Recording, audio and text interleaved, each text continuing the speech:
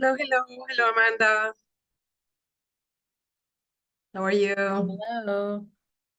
So early. Thank you so much, Professor Tushnet. Thank you for being with us so early. Sure. How are you? Okay. Okay. All right. Okay, good. Wonderful. Thank you, thank you. Anne Garcia, everyone's on, almost everyone's on. Hi, Anne. How are you?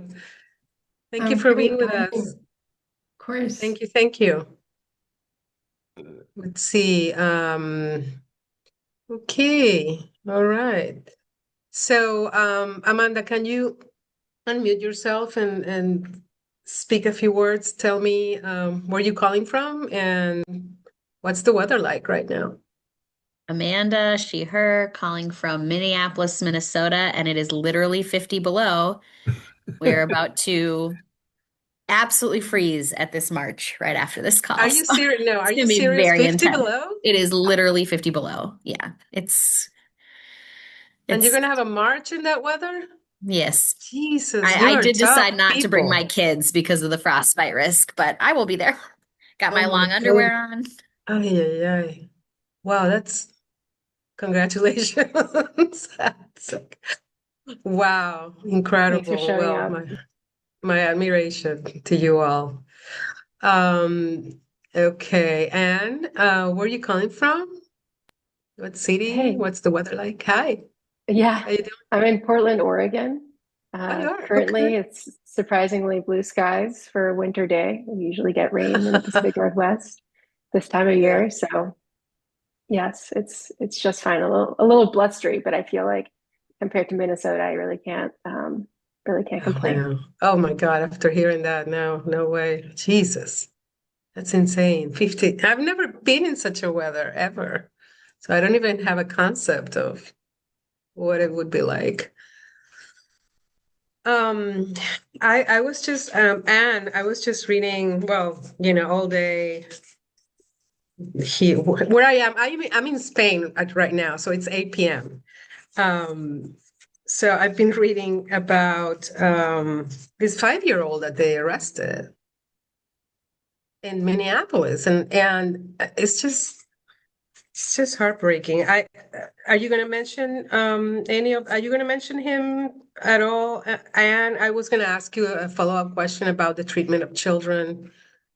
Um, and You maybe we can definitely, just mention it short, a short minute or so because we have a lot of panelists. But yeah, I mean, that's a story that's going around and it's becoming viral. It's everywhere. yeah, Hey definitely. all. It's gross. Okay. Hey all, sorry, this is Sari from One Northside. Hello, hello. I don't know who that was. Hi, sorry, Okay. this is Sari from One Northside. I'm going to be stepping in for Nelly Mordino on the panel Oh, today. yeah. Okay. You're not gonna join the video No, call? I just sent an email to Pilar, but I have to Yeah, this join is on my Pilar. phone because Say oh that okay, again. okay. Yeah, I just sent an email, but I'm unable to join Zoom on my phone, like through the app, unfortunately. I'm trying, but I'm currently at Okay. the library and yeah, sorry.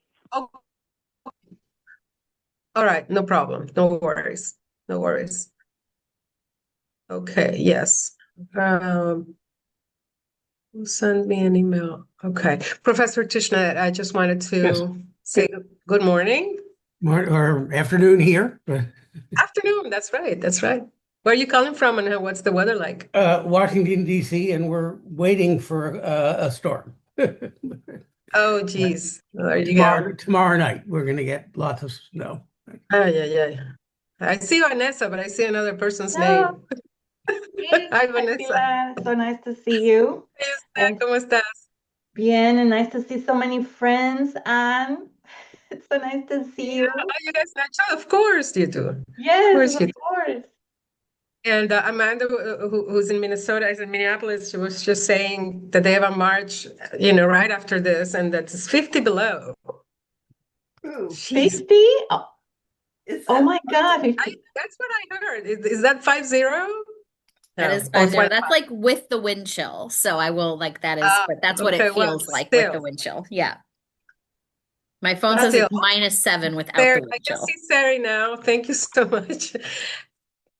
Good to see you. All right. You were able to join. Thank you so much. You said you were in the library. Can you unmute, Sari? Yes, I'm in a meeting room, also right now in Minneapolis. But yeah, Oh, okay. Okay. Sari, is that how you pronounce your name? Sari? yeah, it's Sari. Sari Lee. Okay. Great. Thank you for stepping up and joining. There was another person that was announced, and she wasn't able to make it, Nelly Moreno. But thank you for showing up for her. Appreciate it. So we have everyone on, I think. Yes, everyone's on. So this is a key topic. I'm not going to say everyone's talking about it, but a lot of people are talking about this because it doesn't stop, keeps going on and on and on. And we're going to start in a couple of minutes. We're going to give reporters maybe a minute after the hour, but we're going to start right on time after that.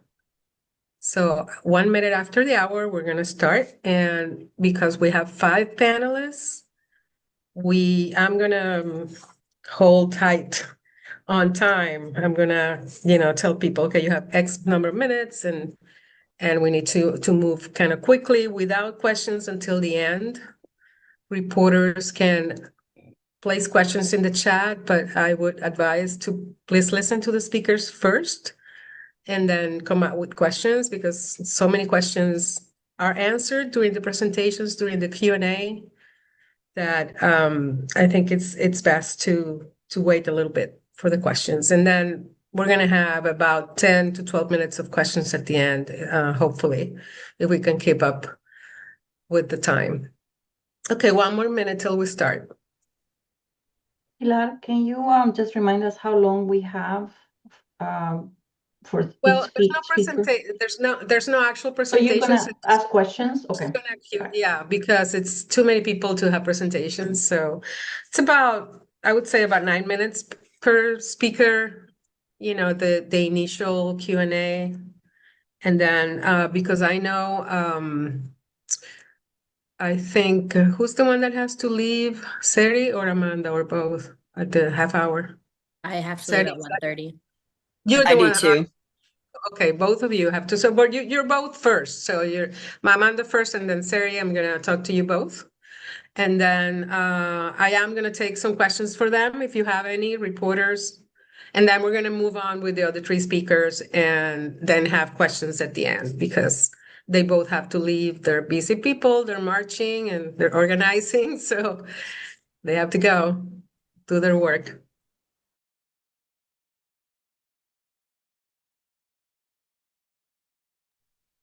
Okay, here we are. Good morning, everyone, and welcome to today's American Community Media Briefing about how community resistance has expanded as ICE enforcement spreads. Over the past weeks, immigration enforcement in the United States has entered a far more confrontational phase, with aggressive raids, street arrests, and the use of force in public spaces. In Minneapolis, that escalation reached a flashpoint with the killing of Renee Nicole Good, a U.S. citizen and a parent in the public school system during protests against ICE activity just a few days ago. Federal authorities have described the shooting as self-defense. Local leaders, including the mayor, have forcefully rejected that account. The result has been sustained protests, lawsuits, and a growing clash between federal enforcement and local communities. What's striking is that this response is no longer confined to one city. We are seeing coordinated protests, legal challenges, and organizing efforts in cities across the country, from LA to Chicago to New York to Portland, Austin, Washington, and of course, Minneapolis. We are also seeing something new politically. Polling shows a majority of Americans now view ICE enforcement as overly aggressive, including independents and some non-MAGA Republicans. Even Conservative media voices have begun publicly questioning the tactics and scope of ICE operations. Our panel includes activists on the ground who have been on the front lines, like Amanda Otero, a parent from Minnesota Public Schools and co-executive director of Take Action Minnesota. Also with us is Sari Lee, deputy organizing director at One North Side in Chicago, who will speak instead of Nelly Moreno, who was listed in the invite, but she couldn't make it. Lawyers who have been on the legal front lines fighting in court in defense of communities, like Ann Garcia, a senior staff attorney at the National Immigration Project. The project defines itself as the lawyers for the movement. Then we have two people who can provide a broader perspective. Vanessa Cardenas, she's executive director of America's Voice. She's been with us more than a few times, can tell us what the movement looks like from a national vantage point. And last but not least, we have a very wise law professor and constitutionalist who can make some historical comparisons and tell us what this moment could mean in the long term. Welcome to all. This is a large panel, so we're going to go fairly quickly. I'm going to do Q&A with each panelist, and we're going to have Q&A after Amanda and Sari speak because they have to leave, and then we're going to continue. So let's welcome Amanda Otero, a parent from Minnesota Public Schools and co-executive director of Take Action Minnesota. Amanda, when we talked this week, you described the situation in Minneapolis as horrible, but you immediately switched to how proud and inspired you are about the community reacting to what's going on. Please use about 5 minutes of your time, when we only have about 9 minutes to speak to you, to describe how the community has reacted and the many ways in which it's been organizing and coming together. Thank you, Pilar, and thanks to everyone for being here today. Yeah, as you said, we're daily witnessing just horrific acts in our communities, in our neighborhoods, at our schools. And at the same time, I feel incredibly proud to be a Minnesotan right now. I'm seeing tens of thousands of my neighbors connected and organized in local teams, providing rides and food support and rental assistance to families who are afraid to leave their homes and staying home, doing ice watch and patrolling schools to make sure that our kids can come and go from school safely. And these kinds of initiatives are happening all across the state. I myself am part of a network of over 1,000 parents in Minneapolis public schools that are, doing this work, organizing ourselves to keep our kids and our educators safe. And there are tens of thousands of us across the state doing that kind of, just neighborhood care and safety.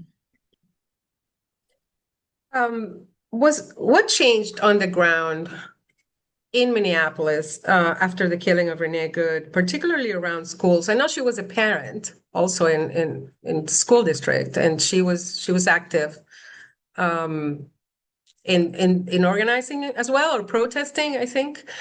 What changed? I mean, I didn't know Renee Good, so can't speak a lot to her, her role and her life. But what I do know is that, as you're saying, as a mother, as a parent, like a lot of us feel identified and saw ourselves in her that day.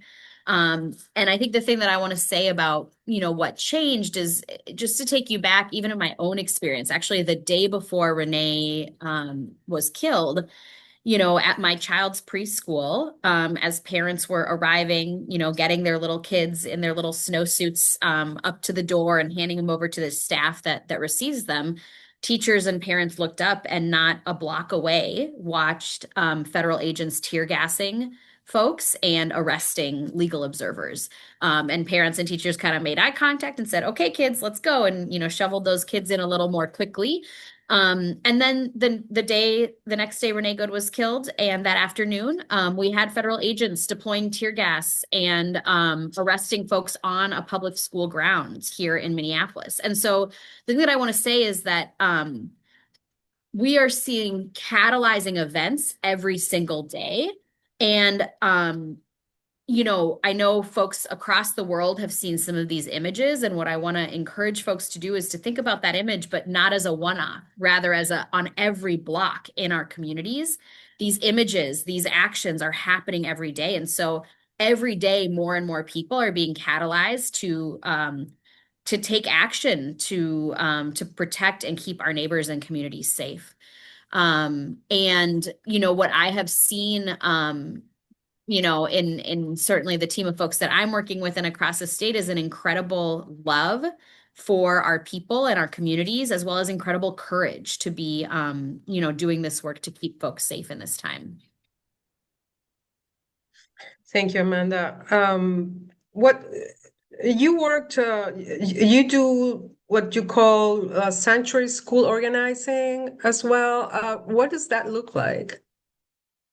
Yeah, so we have built sanctuary school teams actually off the model in Chicago.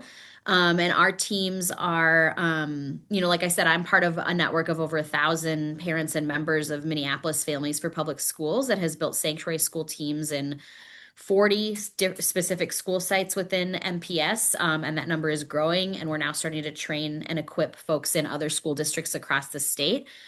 For us, sanctuary schools have three pillars of work. One is the patrolling and ensuring that ICE stays away from our schools and ensuring that kids can come in and out of the building at drop off and dismissal safely.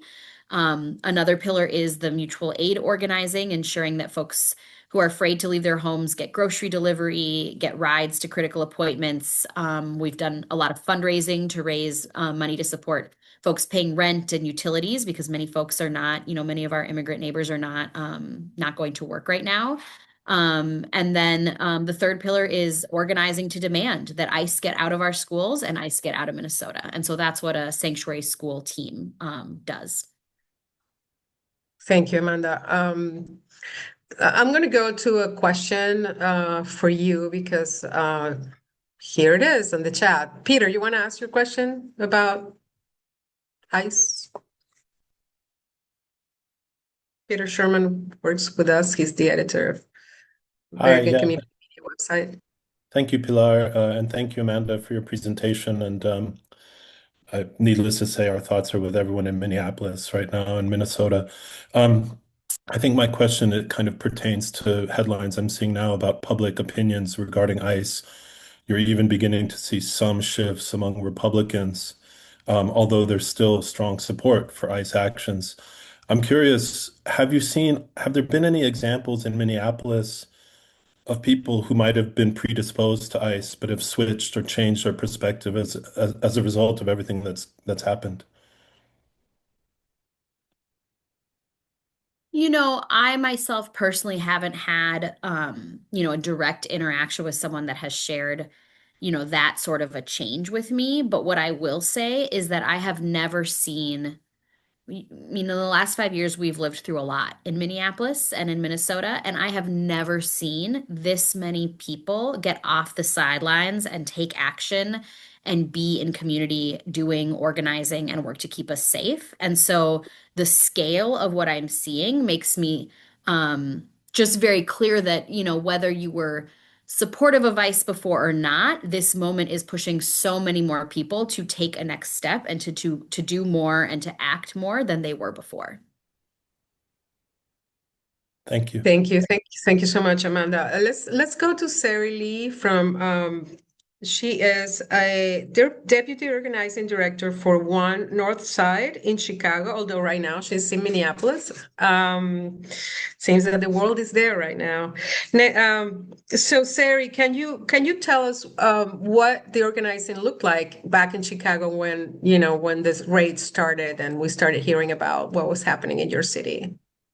Yeah, so for a little bit of context, just to take a step back, Chicago had 600 agents during Operation Midway Blitz and Operation At Large, and this was between September until mid-November, later in November for about 2 months, 2 or 3 months. During that time, our organization, which is based on the north side of Chicago, we shifted towards doing 3 primary strategies in the beginning, and then from there, adding on a fourth strategy. Those three strategies were education, community defense, and then mutual aid. And I think even before then, when we had 200 agents earlier in the city in like January, February 2025 last year, one of the things that was said about Chicago is that everyone seems to know their rights. Everyone seems to be very educated on like what to do, what not to do, not to open their door, ask for a warrant. And that was something that we continue to do. So really focusing on doing know your rights, doing training on how to identify agents, and then also doing the work of making sure that people knew where they could find help, like where they can find resources. We also really leaned in heavily as an organization, but also across the city to train people again on how to identify ICE and what to do in those situations, how to document ICE, and really spread those practices far and wide. So we organized block by block in our neighborhoods, had a central hotline that everyone knew and had saved on their phones. And then from there, we were able to train everyday people, thousands. I want to like really emphasize something that Amanda had said, like, I had never seen the city more united and powerfully acting together than what I'd seen last fall. And so making sure that we were able to work with everyday people, parents, students, and just making sure that the folks who are most directly impacted were able to get the support that they needed, and make sure that any incidents such as tear gas deployment or blockades on the street. In my neighborhood, a daycare worker was arrested, detained as she was going into work, into her daycare. And I remember like organizing with my city council member and also other neighbors, like that same night, having more than 400, 500 people show up in my neighborhood to protest and to demand for her release. And she was released. And so that level of organizing I had never seen before. And then the last strategy I want to mention just on how we were really supporting, defending, protecting our neighbors was the mutual aid, which was so critical. At our organization, we were able to organize more than 500, now I think it's like 600, 700 volunteers who are still to this day, ever since October, have been organizing rides, paying rent and utility bills, giving, buying and delivering groceries, walking dogs, literally everything to make sure that people who were afraid to leave their homes and continue to be afraid to leave their homes have the support that they need. And so that work is still ongoing. And then the last thing that I want to mention, the fourth strategy that emerged like from this defensive work was the organizing that was needed, not only to get ICE out of our cities, but to actually be able to get on the offense. And so that work for us looked like training hundreds. We had a town hall, which we had scheduled previously, but completely then changed the purpose of the town hall back in early November to train more than 500 people on strategies needed to be able to resist in this moment and to be able to organize millions of people across our neighborhoods, across our city, across the country to be able to participate in mass non-cooperation strategies, to be able to impose economic and political costs to institutions, to organizations, to people that are actively upholding the Trump regime and administration.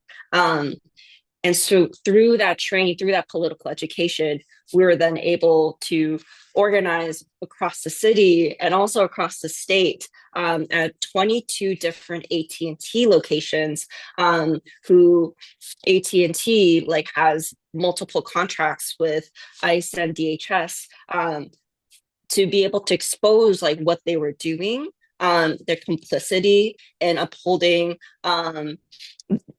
tearing apart our communities and families, to expose that, but also to really impose economic costs and asking our communities, don't upgrade your contracts this holiday season. So we had 200, 300 people at our own action here in the north side of Chicago, and also had these actions in the suburbs and also in central Illinois. So yeah. Thank you, Sari. Let's go to questions for Sari and for Amanda also. Solomon Smith, can you identify your news organization and ask your question as short as you can, please? Solomon? Okay, there we are. Can you hear me now? Okay. Yes, go ahead. Yeah. Thank you. My name is Solomon O. Smith. I'm a freelance journalist, oftentimes with California Black Media. So my question is, I've been following defensive groups in California, and I'm seeing a creation of a network that's been a network of interconnectivity that's similar to what you were just talking about in Northside Chicago. And so my question is, are you guys seeing a connection to other states like California, where you're learning and sharing material about how to resist? Are you seeing that you're learning from other places outside of your local area?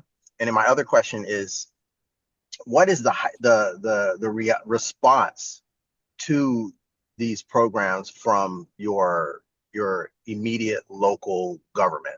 I mean, like at the city council level, the mayor level. Either of you, Amanda or Sari? I can start, and then maybe you Okay. can jump in, Amanda. So before the start of Operation Midway Blitz, we actually, learned so much from DC and California, and much of the infrastructure that we had built here on the north side of Chicago, like a lot of the infrastructure in some neighborhoods, like we had to build from the ground up, and those strategies were directly learned from California and also from DC.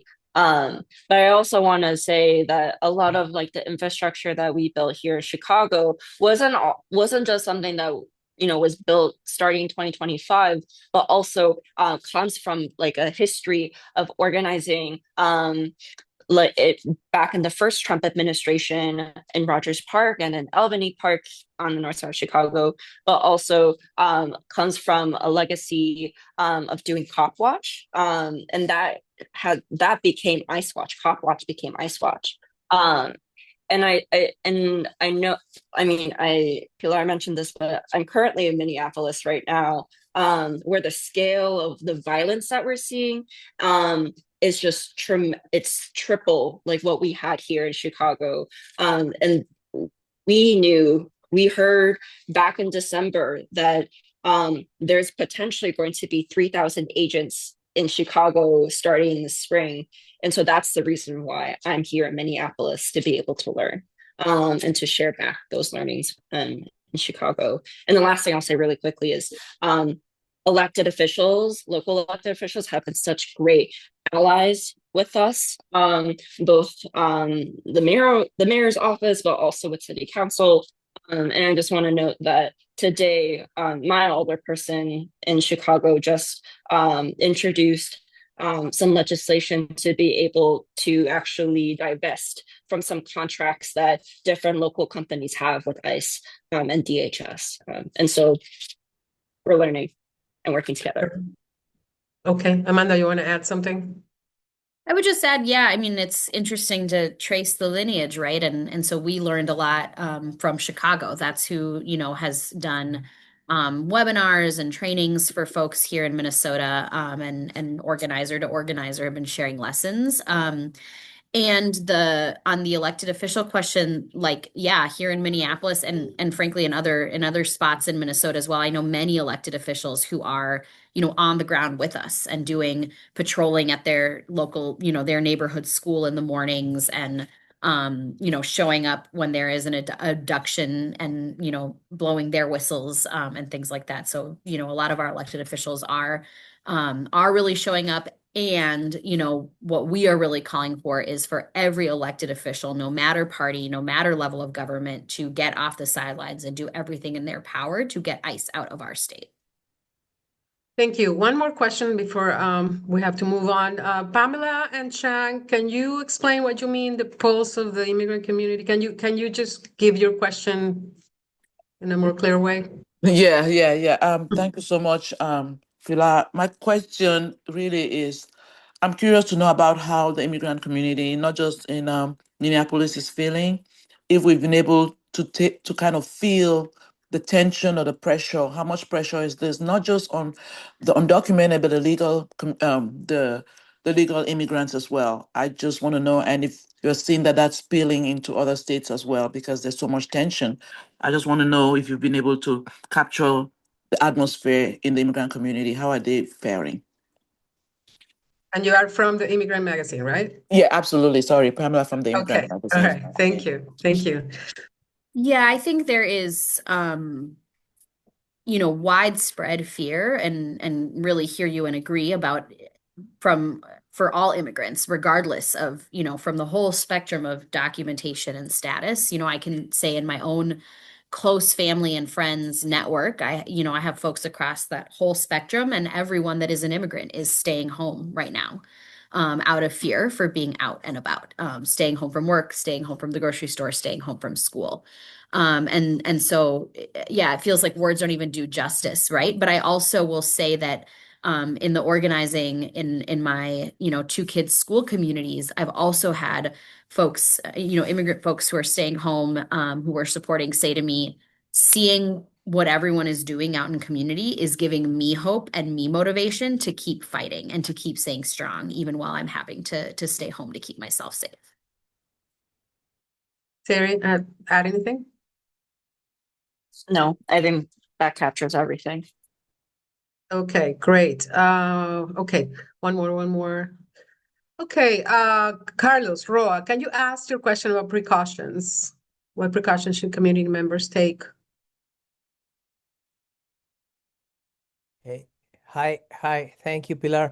Yes, I would like to know what precautions can take neighbors supporting their immigrant neighbors, because obviously there is a lot of danger around, and they have to take care of themselves to take care of their neighbors, but they can't renounce of the right of supporting their people around them being impacted by this situation.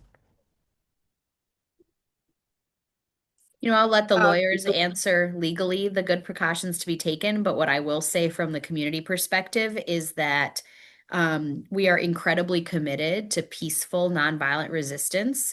And because of that, we are taking seriously the training, support, and relational fabric and networking in these hyperlocal groups. And so those are ways to keep ourselves safe and to protect us, right? To be in community and in relationship, to be practicing nonviolence.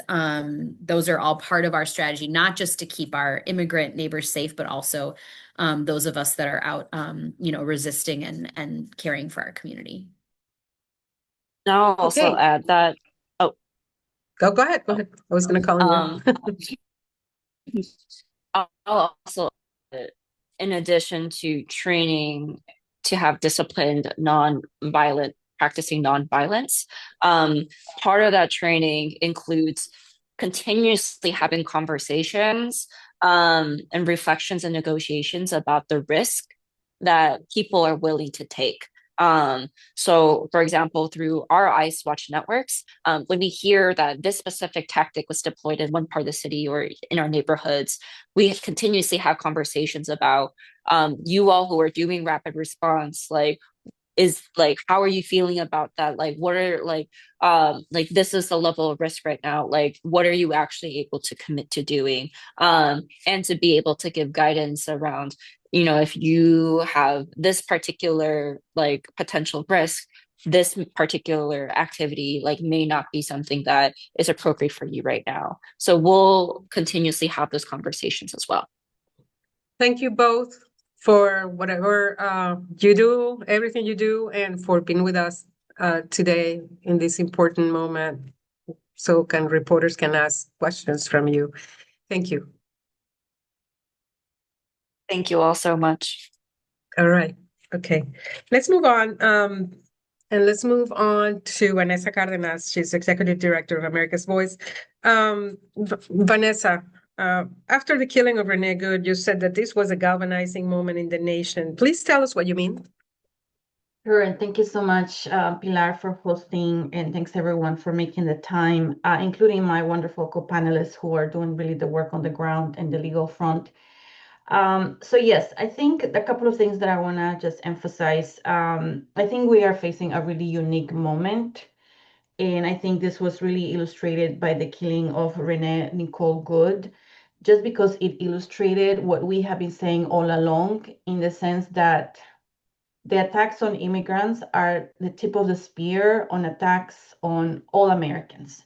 That this mass deportation agenda, as much as this administration has said it will only target quote unquote criminals, we are now seeing in real time that they are affecting everyone, non-citizen and citizen alike. And that's something that we at America's Voice have been saying all along, that this was just going to be their way of saying they're targeting immigrants, but in the end, we're going to see all American families suffering, communities, et cetera, et cetera. So I think this is a unique moment because I think Americans are seeing in real time what an enforcement-only agenda looks like, and they're recoiling from it, they're rejecting it. And we are seeing that. Someone asked about the public opinion polling. Again, because of what's happening in Minnesota, we're seeing that Americans are just very upset about what this administration is doing. They are incredibly troubled about what ICE is doing in terms of the violations of fundamental American rights. They do not support the fact that ICE is going after long-established immigrants who are, not committing crimes.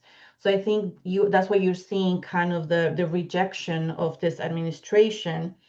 And I also want to just kind of go back to what the previous speakers said about that you are seeing kind of this response from communities, right? And I think that also speaks to the uniqueness of this moment, that we had never seen such an involvement from other organizations that are really wanting to engage and be part of the movement to reject what ICE is doing. So we have all of that. Yet we also know that this administration is not going to stop. And we know that because one, in fact, they're doubling down. I think the other number that's really important to understand is that the ICE deployment to Minneapolis was the largest in history. They had 2,000 ICE agents initially, and then they added another 1,000, so almost 3,000 ICE Border Patrol agents on the ground in an American city. And unfortunately, we expect more of the same because DHS has gotten so much money from this administration already. So they have the resources to continue with their, again, with this campaign that is so incredibly damaging to all of us. The last thing I want to just also emphasize is that I think this is building a lot of pressure in terms of what Americans are rejecting. And I think that part of that pressure is going to be about, what is the vision for reforms that we should be talking about? How do we envision an immigration system that actually works? And in that sense, I feel hopeful that as we get closer to the elections this year, we're going to need to hear more from elected officials about the types of systems that we need so we have real reform. And I know that's something that many of us have been working on for many, many years. And I'll close by saying that, again, just how unique this moment is, and it is an opportunity for us to bring more people into the fold, to expand our coalition so that people really understand why we have been saying all along the system is broken and an enforcement-only approach does not work. So that's the silver lining for me in this very, very hard moment, that we know it's not going to stop anytime soon. Thank you, Vanessa. You talk about people rejecting ICE, et cetera, but how significant is the polling shift? I mean, there's still a lot of Americans who support what ICE is doing. I'm glad you asked that question. And yes, as somebody that looks at polls very closely, anytime we break past 50%, we're like, yay, because they're like the majority, the majority. And yes, it is true that the majority now are rejecting and are saying that ICE has gone too far. A notable point there is even among independents, now that has shifted to 60%. But of course, from our perspective, it really should be like 80%, 90%. Yes. But what I'm trying to get at, and this is the challenge for us as a movement, is that even though most Americans reject what ICE is doing, that does not mean they support Democrat solutions for reforms. And when you ask them who they trust the most when it comes to border security and public safety, they still give Republicans higher marks, right? So that is the challenge that we have. And I think that's why we have to navigate this moment carefully in terms of bringing people into our coalition. But as we talk about solutions and what types of reforms, we have to be aware that the public safety, the border chaos, quote unquote, conversation is very much top of mind for Americans. Indeed. Okay, Vanessa, I'm going to move on to Anne. Please stay on so we can direct more questions to you after the other speakers. Thank you so much. Anne Garcia, Senior Staff Attorney at the National Immigration Project. And I know that there's a fight also legally all over the U.S. and many organizations are involved, and your organization is one of them. Can you share with us a little bit how lawyers, how organizations like yours are pushing back? What types of legal challenges are we seeing, and are there results? Yeah, absolutely. And yeah, let me just take a second to thank you for organizing this. Thanks to the interpreters and obviously the co-panelists, especially those that are on the ground. Yeah, so I'll start with ICE and CBP's arrest and unlawful use of force against people in Minneapolis and surrounding communities to answer this question, right? So ICE and CBP are both sub-agencies of the Department of Homeland Security, and they've tested violent tactics that they're now expanding in Minneapolis and other American cities. Border Patrol is an agency that's subjected people to these kinds of tactics for decades. And I'm not going to linger too much on the horrifying facts on the ground there, since my co-panelist spoke about it. And also, I want to get to the legal challenges.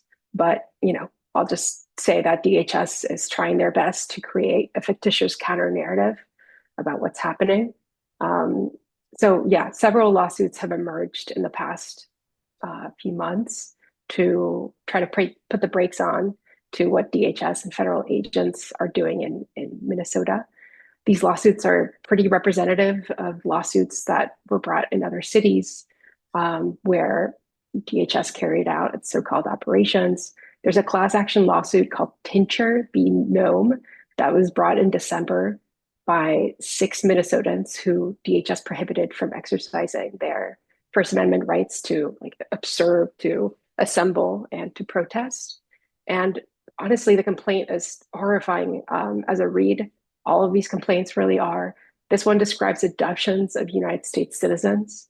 It describes DHS pepper spraying, violently arresting and aiming assault weapons at protesters and legal observers, and even following some of them home in order to try to intimidate them. The lead plaintiff in this case is named Susan Tincture, and all she did was ask agents if they were with ICE. And at that point, they forced her to the ground. They arrested her. They cut off her wedding ring. They cut off some of her clothes, including her bra, and they shackled her. Other plaintiffs' accounts in this lawsuit, as well as in other lawsuits, were just similarly chilling. I think it's apt that the complaint makes reference to other fascist and totalitarian regimes that have repressed speech in this way, right?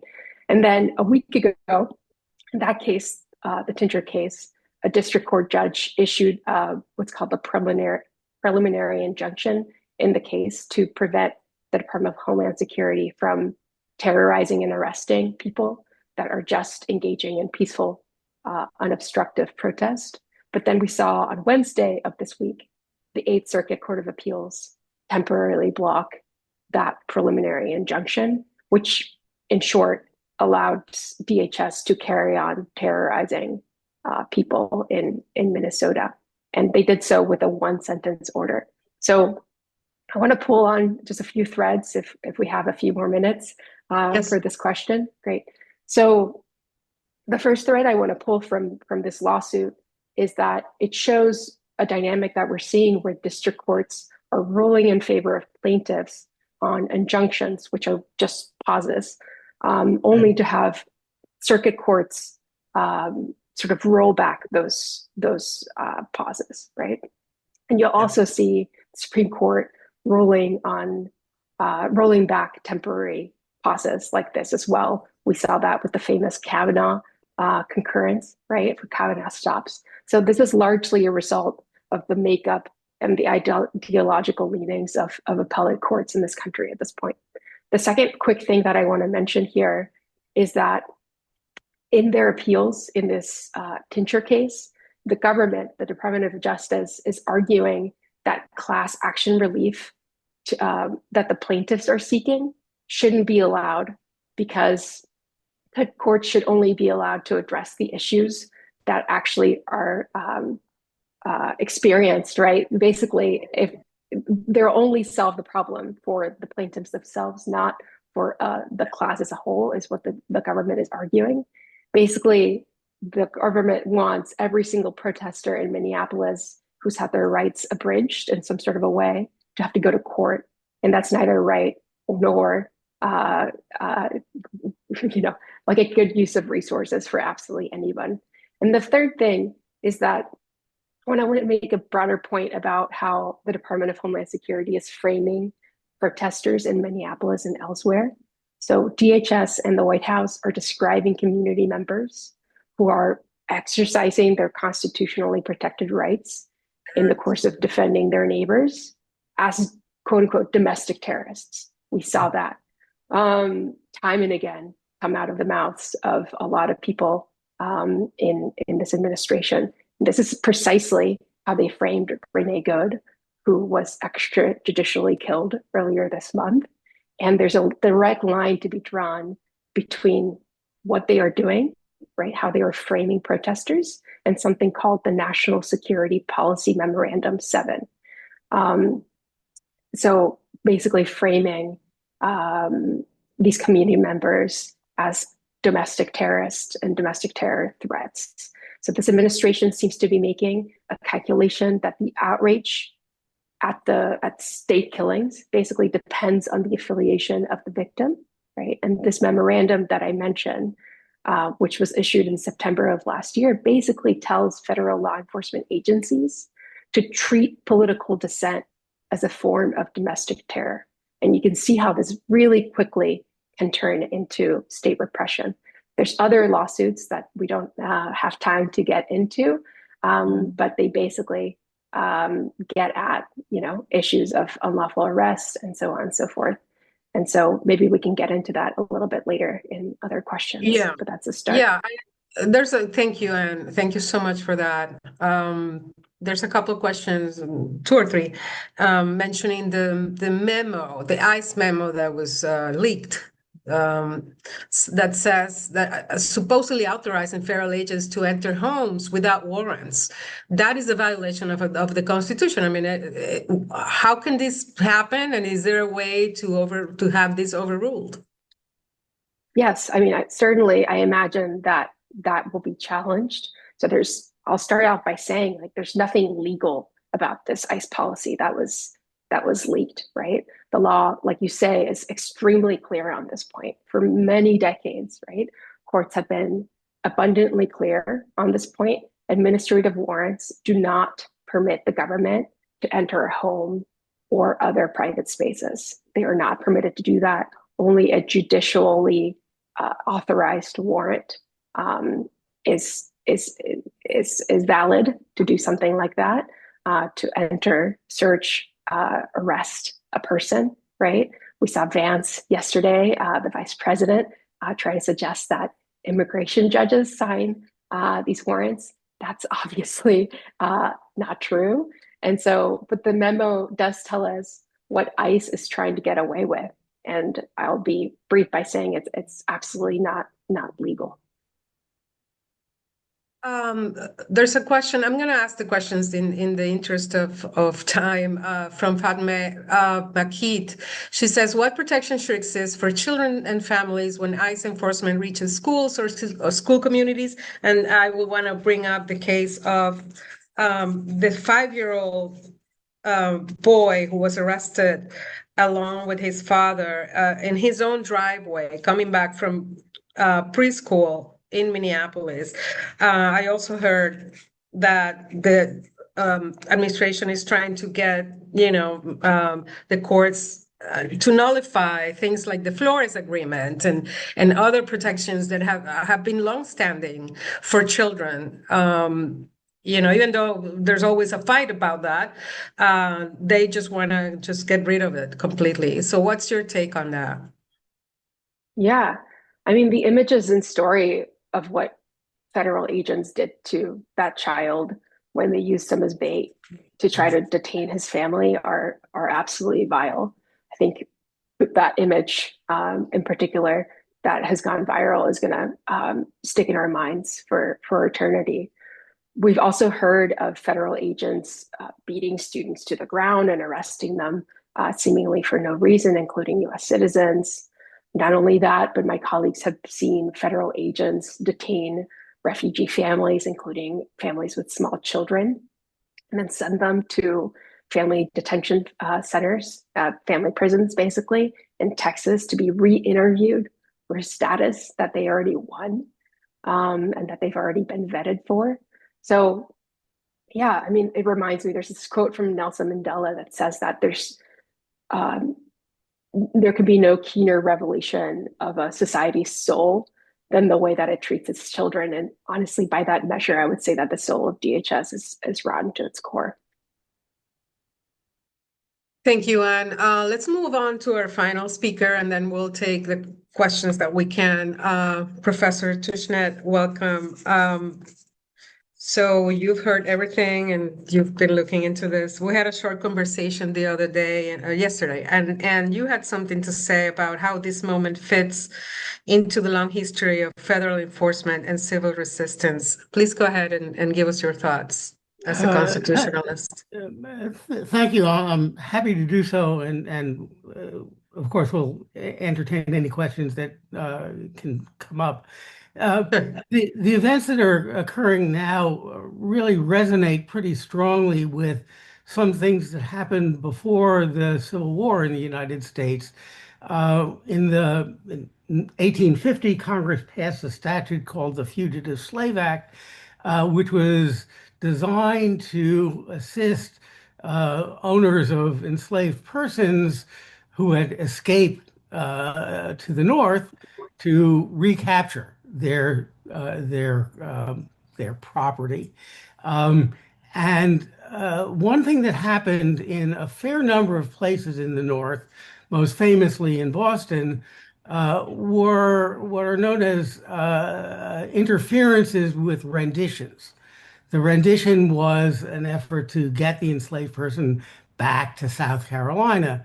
And in these resistance movements, people came out on the streets, as they are in Minneapolis, and actually sort of more than it's occurred yet in Minneapolis, forcefully interfered with the efforts to recapture the enslaved people and send them back south.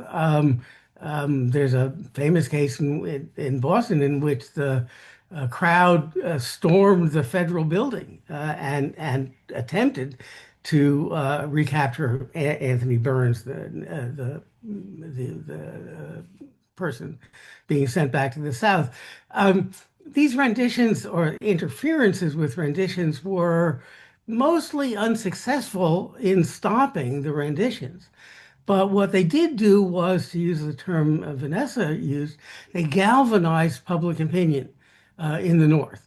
There's a famous quotation, I won't get it exactly right, but in one of these cases, somebody says, "We went to bed indifferent to slavery in the South, and we woke up as violent abolitionists." The behavior of the authorities was what provoked this sort of resistance and ultimate movement against enhance the movement against slavery. What I want to emphasize is two things. First of all, there were cases, law cases, that were involved here.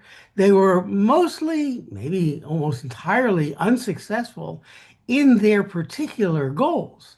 Uh, they did have some effect in slowing down some of these renditions, allowing resistance in the streets to build up. Uh, but the if you were measuring victories in court, they'd be very low. And as we've heard already, that's sort of true now. You get these initial victories that are reversed by the courts of appeals or the Supreme Court. Uh, but so you can count on the courts to to solve these problems. You couldn't count on them then, and you probably can't count on them now. The courts can do some things to slow stuff down. But what you can do, and we've seen this in the discussion already, is use both the actions on the streets and the court cases as ways of explaining to people not otherwise involved why what's going on is deeply immoral and wrong. As lawyers, we would use the language of unconstitutionality, but really that's just a substitute for the moral evaluation of what's happening. Okay. So we are seeing now what seems to be a state and using the law just to do as they wish. And we can call this repression, and we call this repression in other countries. When the law enables this to happen, but also fuels resistance, what determines which prevails? Mostly what the people of the country mobilize in favor of or against. One of the most encouraging things about the current situation is precisely the degree of popular opposition. Politicians, elected politicians say, we ran on these programs, the people are behind us. But there are a lot of reasons why that's often wrong. And one way of showing it's wrong is through the popular demonstrations and resistance in the street.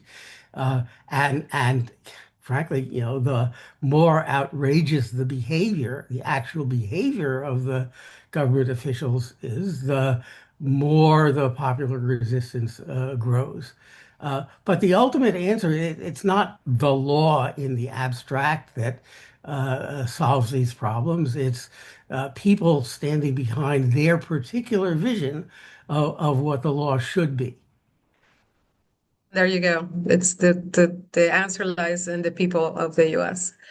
Okay, I'm going to some questions in the chat for other speakers or all the other speakers and yourself. There's a question here that might be good for Vanessa. Fame is asking about the case of this woman, Nasra Ahmad. I think she was essentially assaulted by an ICE officer in St. Paul. She's a Muslim American, I think. Oh no, she's Somali. She's Somali American. What role can Congress play to prevent cases like this, Vanessa? Yeah, no, thank you for that question. And listen, this is why right now Congress is having a very robust conversation about the types of measures of accountability that ICE needs to fulfill. because as you know, there's a conversation right now about the budget. And our view is that ICE should not get not even one more penny because they already have so much money. But there is a big push among members of Congress about instituting, of course, safeguards, that there needs to be accountability, there needs to be transparency, there needs to be professionalism among ICE agents, and of course that this rogue behavior is unacceptable. So I think that there are many members, and I can also just talk about many of the, for example, Latino members, the Congressional Hispanic Caucus, that are leading the way in calling for oversight.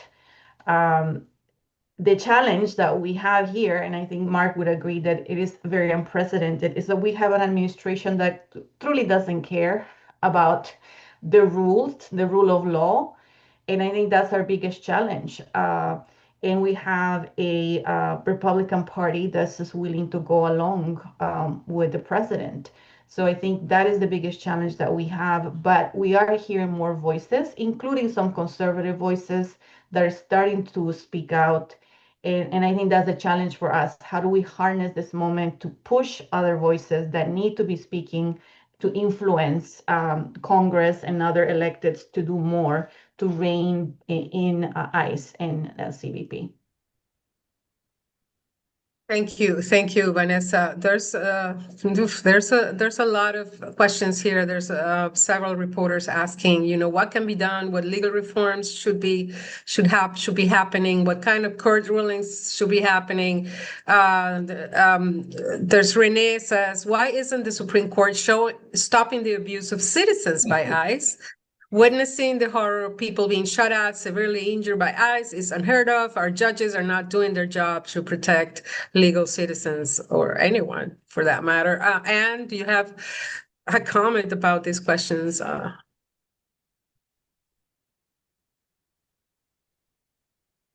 I mean, do we have like a couple of hours to get Yes, into this? indeed. Only a couple of minutes.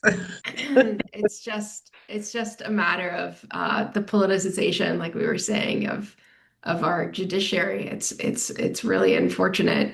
And I think we're gonna continue to see the true colors of many of judges on the bench in the next, we have 3 years left of this administration, right? I think that, people are part of the reason that people are galvanized and going into the streets is because they realize that their freedom may also be imminently threatened, right? At this point, it's not just the freedoms of immigrant neighbors, it's your freedom, right? It's the freedom of everybody that is in this room right now.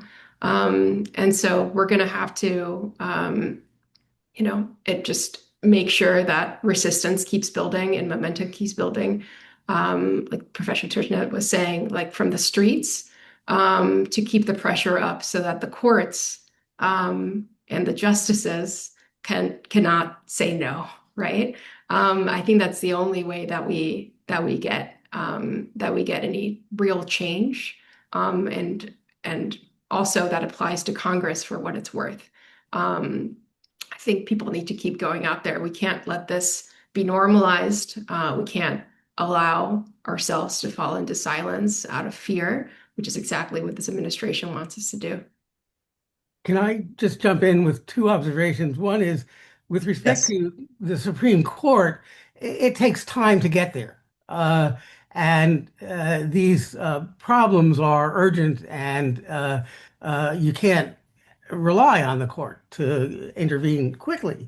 But secondly, is as Anne just said, the politicization of the Supreme Court. I've referred to the Supreme Court as a wholly owned subsidiary of the Republican Party, and they're basically going to do on important issues what the Republican Party stands for.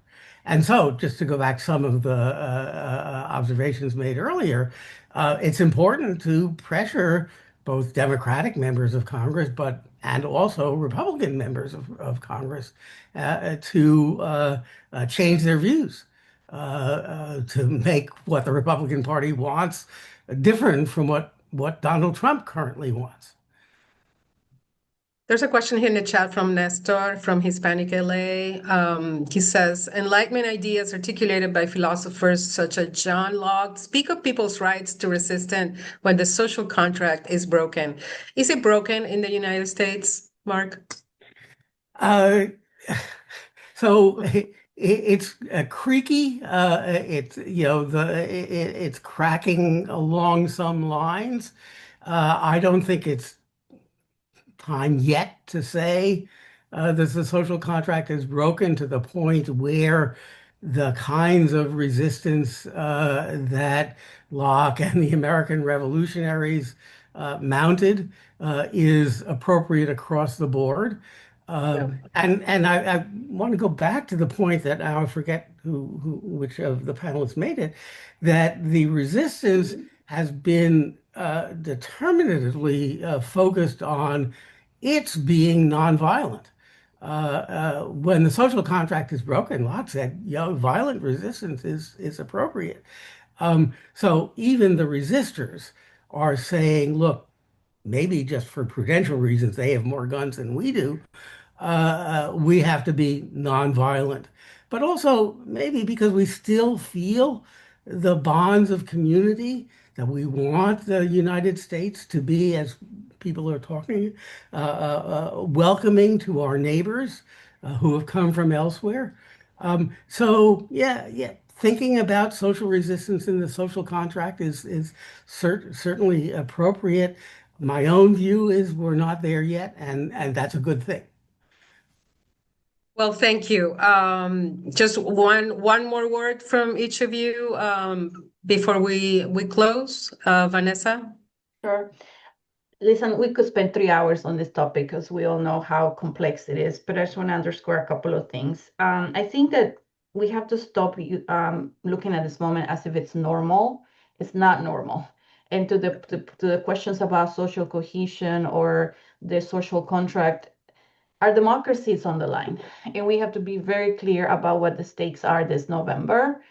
And unfortunately, the immigration issue has become the tip of the spear and has become a very political issue in the sense that you have, again, to what we were saying earlier, that even though most people are condemning what ICE is doing, the numbers are not really where they should be, meaning that this has become a partisan issue.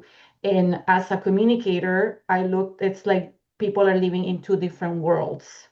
And the challenge that we have as advocates is we have to create bridges, and that's not going to feel comfortable for us, but we need to do that in order to win in the long term.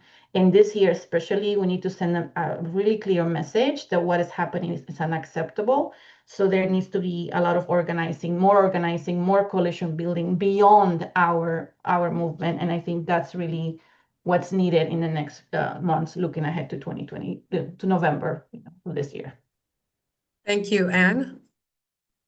Yeah, I want to quickly address Leslie's question in the chat with my closing remark. Leslie asks, what people covering conservative areas where popular opinion is really divided, how can they help people understand that, as Mark was suggesting, things are morally wrong, right? And I would just say, center people's stories. My family is Cuban American. That is how I talk to them when they disagree with me about what I am saying. I go back to my clients, and people can agree. People understand what is wrong, and they are able to connect across people's stories. So keep telling those stories, and I think that will gain you in our movement more empathy. Thank you, Professor Tushnet. So the last word. So the last word is from the point of view of a constitutional lawyer. Don't count on the courts, but go to the streets and the courts will follow. All right. Well, there you go. Thank you so much for being with us. We know that this is a busy moment, but we appreciate you being here. Thank you so much, Vanessa and Professor Tushnet and Amanda and Sari who had to leave. And thank you to all the reporters and all the questions, the great questions in the chat. Have a good weekend, guys.